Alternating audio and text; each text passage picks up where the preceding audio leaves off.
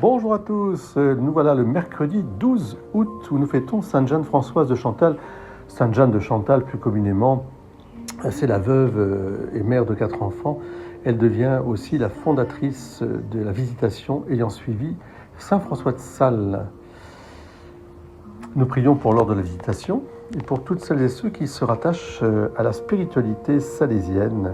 Toutes ces femmes merveilleuses qui font partie de l'association des filles de Saint François de Sales. Je les salue, en particulier le groupe d'Avignon. Je les bénis de tout cœur. En ce 12 août, j'aimerais avec vous pouvoir redire tout simplement la prière, au fond la prière à Notre-Dame de l'Assomption. Puisqu'en cette année, nous célébrons la 75e anniversaire de la proclamation du dogme de l'Assomption, j'aimerais que nous puissions, avec Marie, redire notre credo. Le dogme n'est pas un enfermement qui nierait la raison. Il est au contraire une affirmation claire et nette qui élève la raison devant le mystère insondable de Dieu. Comment se fait-il que Marie soit montée au ciel avec son corps et son âme, que cela nous soit rapporté dans la tradition la plus immémoriale de l'Église? Eh bien, c'est cela qui nous est proposé d'accueillir.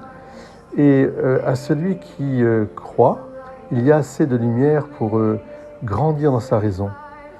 La tradition de l'Église, attestée par la foi commune du peuple chrétien, et bien aussi par la prédication des écrits de nombreux pères et docteurs d'Orient et d'Occident, définissent que l'Immaculée Mère de Dieu, Marie toujours Vierge, après avoir achevé le cours de sa vie terrestre, a été élevée en corps et âme à la gloire céleste. Cette présence de Marie au ciel auprès de Jésus est une présence qui ne l'éloigne pas de nous, mais qui au contraire nous la rend encore plus proche, car elle porte dans son corps, comme dira saint Augustin, tous les enfants que nous sommes, pour nous aider, corps et âme, nous aussi, à être enfantés à la vie éternelle en paradis.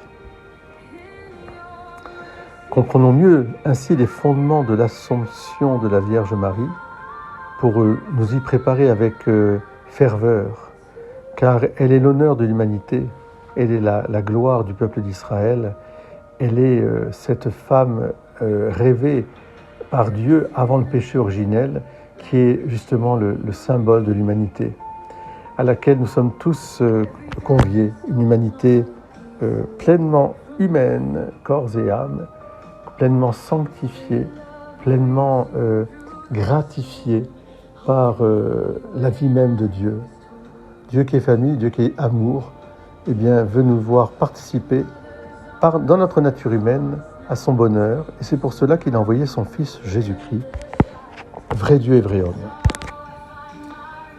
Soyez bénis, chers frères et sœurs, et méditez en ce jour du 12 août.